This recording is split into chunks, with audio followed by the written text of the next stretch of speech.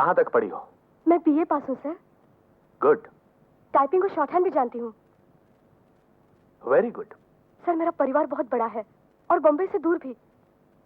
इस शहर में मैं अकेली हूँ और परिवार की सारी जिम्मेदारियां मुझ पर हैं। देखो, अपनी राम कहानी सुनाने से तुम्हें नौकरी नहीं मिलेगी। मैं जो सवाल पूछ रहा हूँ उसका ठीक ठीक जवाब दो। Okay? Okay sir. Sit down. Thank you sir. You see, अगर तुम्हारे साथ कोई बदतमीजी से पेश आए तो तुम क्या करोगी? अगर गलती छोटी हो तो माफ कर दूंगी। और अगर बड़ी हो तो? वार्निंग दूंगी। वार्निंग दोगी। और अगर उससे बड़ी हो तो? सजा दूंगी। समझ लो वो माफी मांगता है, पांव पकड़ता है, गिड़गिड़ाता है, तब तुम क्या करोगी? पता नहीं, हो सकता है माफ कर दूं। करेक्ट। यू सी, तुम जैसे लोग अपना और अपने घर वालों का पेट भर सकते हैं, कहीं भी जी सकते हैं, कुछ भी कर सकते हैं। सर हाथ हटा लीजिए प्लीज। हाथ हटाइए। No, you are appointed. Kadar, Raghu, John. Yes sir. नौकरी मांगने वाली इस लड़की ने मेरे साथ क्या सलूक किया आप लोग जानते हैं? इसने मेरे मुंह पर जोरदार थप्पड़ रसीद कर दिया। क्या? हाँ, इसमें परेशान होने की जरूरत नहीं है। आप लोग नहीं जानते कि मैंने इसके साथ क्या बर्ताव किया। मैंने इसके साथ बदतमीजी की, इसके कंधे पर हाथ रखा तो इसने मुझे थप्पड़ मारा। But she is right, absolutely right. I like her character.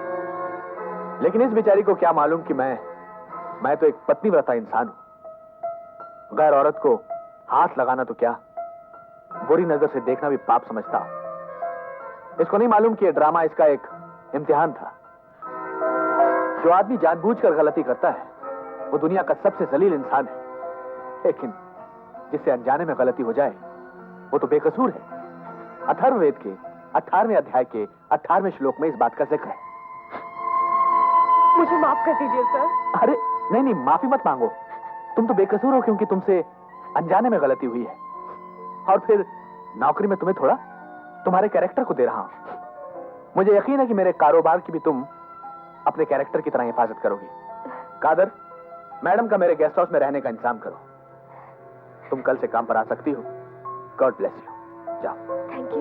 Thank you very much sir.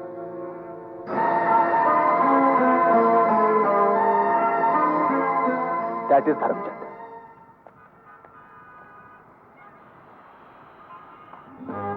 वो वाला, वो नहीं, उस तरफ।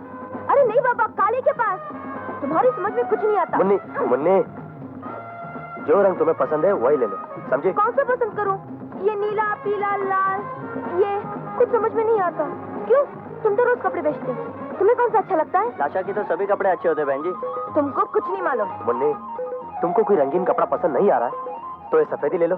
अफसर साहब, तुम तो बिल्कुल बेवकूफ हो। इतना भी नहीं जानते कि सफेद कपड़े तो मरने पर पहने जाते हैं। देखो, तुमको जो अच्छा लगता है वो दे दो, मैं दूसरा देखती हूँ।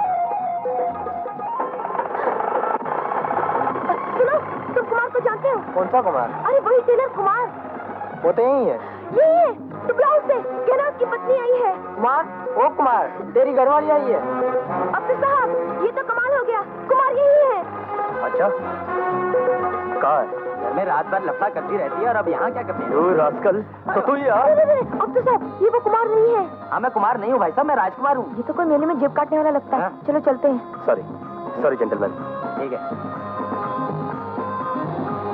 जल्दी करो ना।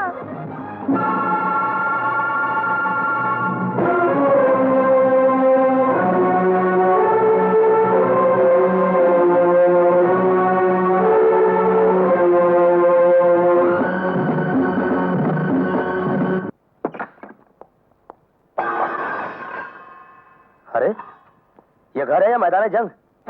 मुन्नी कहाँ है? मुन्नी? कौन मुन्नी? बनो मत। कहाँ है वो और कब आई यहाँ? जया, मैं जो पूछ रही हूँ उसका जवाब दो। 5 दिन हो गए उसे यहाँ आए। आजकल खारदांडा रोड पे रहती है। पहले क्यों नहीं बताया तुमने मुझे? तुम मुझ पर यकीन नहीं करती इसलिए। अगर तुम कसूरवार नहीं हो तो डर क्यों रहे हो? कसूर मेरा नहीं बल्कि तुम्हारा है। जिस दिन वो मुझे मिली थी मैं उसी दिन तुम्हें सब कुछ बता देना चाहता था, लेकिन तुम मेरी कोई बात मानने को तैयार नहीं थी। अरे मैं तो उसे यहाँ ला रहा था, लेकिन वो तुम्हारी आदत अच्छी तरह से जानती है। उसने साफ इनकार कर दिया यहाँ आने से। तुम्हारे गांव का कुमार टेलर उसे बहकाकर घर से भगा लाया और उसका रुपया और जेवर लेकर भाग गया। बेचारी मुसीबत में थी, मैंने उसकी मदद कर दी, और कोई मेरा मतलब नहीं उससे।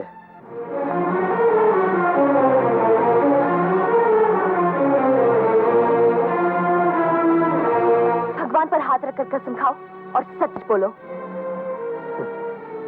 जया, अगर तुम ये समझ रही हो कि मैं तुम्हें धोखा दे रहा हूं, फिर तो मैं भगवान को भी धोखा दे सकता हूं। कुछ भी हो, मैं भगवान पर विश्वास रखती हूँ और तुम भगवान की कसम खाकर सच बताओ। जया, मुझे तुमसे ज्यादा किसी पर विश्वास नहीं, और ना ही तुमसे ज्यादा किसी से प्यार है मुझे। मैं तुम्हारे सर पर हाथ रख के कहता हूँ, मैंने जो कहा है सच कहा है, मेरा विश्वास करो। हाँ अमर, मैं सीधी सादी हूँ ना, इसलिए पहले तुमसे असलियत जाननी चाहिए। कोई दूसरी औरत होती तो अब तक फांसी लगा चुकी होती। पगली, लेकिन अब तुम उन्हीं के चक्कर में मत पड़ो, उसे फौरन गाँव भिजवा दो। जया, तुम जैसा कहोगी वैसा ही होगा। मैं कल उसे गांव भेज दूंगा। खाओ मेरी कसम। अरे भाई, तुम्हारी कसम, कसम बनाने वाले की कसम। बहुत भूख लगी, चलिए से खाना बनाता हूँ। आओ। जाते वक्त रुपए कैश बॉक्स में रखे थे और बाहर से ताला लगा कर गई थी। अच्छी तरह से याद करो कि रुपए कैश बॉक्स में रखे थे या कहीं और। जी नहीं सर, कैश बॉक्स में ही रखे थे, और देखिए चाबियां भी मेरे पास है। रुपया कैश बॉक्स में रखा था, चाबियां तुम्हारे पास थी, लेकिन फिर भी रुपया गायब है। देखो कमला, मेरे लिए 25,000 रुपया बहुत बड़ी रकम नहीं है, लेकिन फिर भी यू अंडरस्टैंड, मैं सर, ये सब ड्रामा है। इसे अच्छी तरह मालूम था कि वो रुपया अकाउंट का नहीं था, इसलिए इसने ऐसा किया। आप पुलिस में रिपोर्ट दर्ज करा दीजिए, वो लोग अपने आप मालूम कर लेंगे। नहीं कादर भाई, मैं एक इंसान ही नहीं, एक संस्था भी हूं, और इस संस्था के ऊपर बहुत से लोगों की जिंदगी की जिम्मेदारियां हैं। मैं जल्दबाजी नहीं करना चाहता। एक इंसान होने के नाते और एक इंसानी जज्बे के तहत मैं अकेले में इससे कुछ सवाल करना चाहता हूं। आप जरा बाहर जाइए। ठीक है सर। क्या तुम्हें रुपयों की बहुत जरूरत है? कोई बात नहीं, आहिस्ता आहिस्ता चुका देना। सर, आप ही मुझे गलत समझ रहे हैं। मैं सच कह रही सर, वो रुपए मैंने नहीं लिए। अब बताओ रुपए कहाँ हैं? मैं सच कह रही हूँ सर, मुझे कुछ नहीं मालूम। ओके। किसे फोन कर रहे हैं आप? मुझे तो तुम कुछ बता नहीं रही हो। सजा मिलने पर भी चुप हो। ठीक है, पुलिस तुमसे खुद ही पूछ लेगी। नहीं सर, प्लीज ऐसा मत कीजिए। आपने मुझे पुलिस के हवाले कर दिया तो मेरी जिंदगी बर्बाद हो जाएगी। हाँ, वो तो सही है। सर, मुझ पर घर भर की जिम्मेदारियां हैं। अरे वो लोग सड़क पर भीख मांगेंगे। नहीं सर, प्लीज मुझे इस मुसीबत से बचा लीजिए। सर, कोई ना कोई रास्ता निकालिए।